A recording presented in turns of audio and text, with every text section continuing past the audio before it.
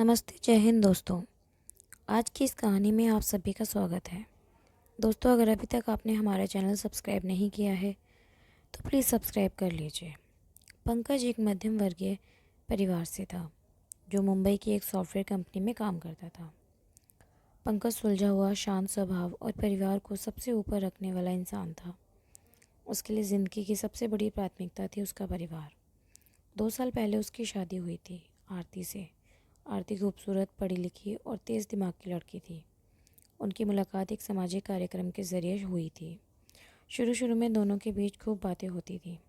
घंटों फ़ोनों पर बात, वीडियो कॉल्स और हर चीज़ में एक दूसरे की रुचियों को समझना। शादी के बाद पंकज को लगता था कि वह दुनिया का सबसे खुशकिस्मत इंसान है। आरती हर मायने में परफेक्ट पत्नी थी, सुंदर, समझदार और घर को बखूबी संभालने वाली। लेकिन वो कहते हैं ना, जो दिखाई देता है ज़रूरी नहीं कि वही सच्चाई हो। शादी के 1 साल बाद भी कुछ बातें पंकज को अजीब लगने लगी। आरती अब फ़ोन ज़्यादा छुपाने लगी थी। वो देर रात तक किसी से एसएमएस करती और जब भी पंकज उसके पास आता तो फ़ोन साइड में रख देती। शुरू में पंकज ने ध्यान नहीं दिया, शायद मम्मी या फ्रेंड से बात कर रही होगी।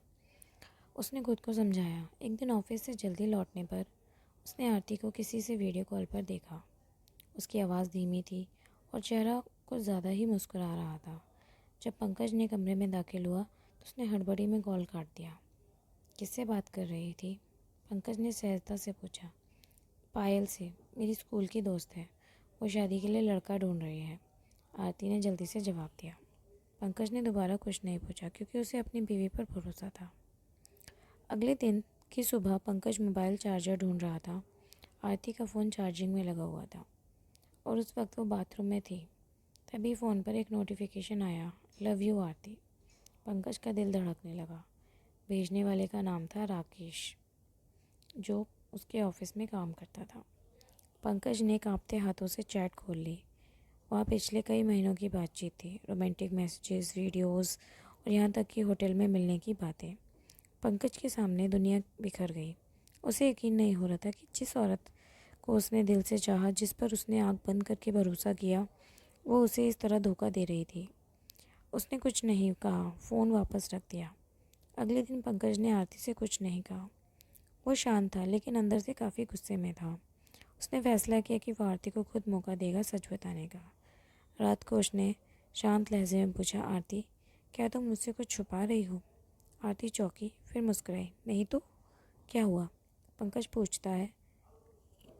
राकेश कौन है? आरती के चेहरे से मुस्कान गायब हो गई। उसका चेहरा पीला पड़ गया। तुम्हारे ऑफिस वाला राकेश ही ना, जिसे तुम जान कहती हो?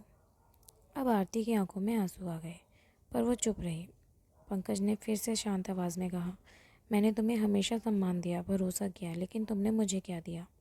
आरती फुट फुट कर रोने लगी और बोली, पंकज, मैं बहुत अकेली थी। तुम हमेशा ऑफिस में रहते थे तो मेरी परवाह नहीं थी। राकेश ने वो बातें की जो तुमने कभी नहीं की। पंकज का सिर झुक गया। उसे खुद पर गुस्सा आया कि उसने इतने समय तक अंधे होकर भरोसा किया। पंकज को समझ नहीं आ रहा था कि वो क्या करे। उसने अपने माँ बाप को नहीं बताया, उसने कोई ड्रामा नहीं किया, बस एक पत्र लिखा और 2 दिन के लिए घर छोड़कर चला गया। वहाँ बैठकर उसने खुद से सवाल किए। क्या धोखा मिलने पर हमेशा रिश्ता तोड़ देना चाहिए? क्या आरती ने जो किया वो माफ़ करने लायक है? क्या उसकी कोई गलती थी? 2 दिन बाद वह लौटा। घर का माहौल शांत था। आरती कमरे में बैठी थी, आंखें सूजी हुई, चेहरे पर उदासी थी। पंकज ने उसे देखा, कहा, अगर तुम आज भी मुझसे कोई उम्मीद देखती हो तो मैं इस रिश्ते को एक मौका और देना को तैयार हूँ, लेकिन अब झूठ की जगह नहीं होगी। आरती रोते हुए पंकज के पैरों में गिर गई।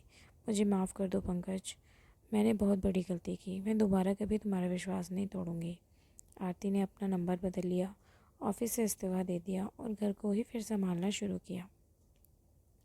पंकज ने भी अपनी जिम्मेदारियों को गंभीरता से लेना शुरू किया। रिश्ता फिर से बनना शुरू किया।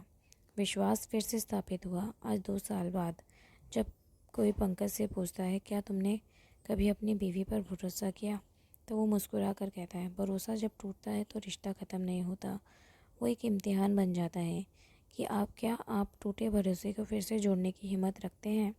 और जब वो टूटा तब भी मैंने उसे मौका दिया, क्योंकि रिश्ते भरोसे से ही बनते हैं और माफ़ करने से बचते हैं। हर रिश्ता मजबूत होता है, लेकिन गलतफहमी, धोखे और चुप्पियों से कमज़ोर हो सकता है। कभी कभी हम खुद इतने व्यस्त हो जाते हैं कि अपनों की ज़रूरतों को अनदेखा कर देते हैं। धोखा गलती है, लेकिन माफ़ी ताकत है। माफ़ करना आसान नहीं, पर कभी कभी यही एक रास्ता होता है रिश्ते को बचाने का। तो दोस्तों, ये कहानी आपको कैसी लगी हमें कमेंट करके ज़रूर बताएं, और हमारे इस चैनल को सब्सक्राइब ज़रूर करें, और इस कहानी को अपने दोस्तों के साथ शेयर ज़रूर करें। धन्यवाद।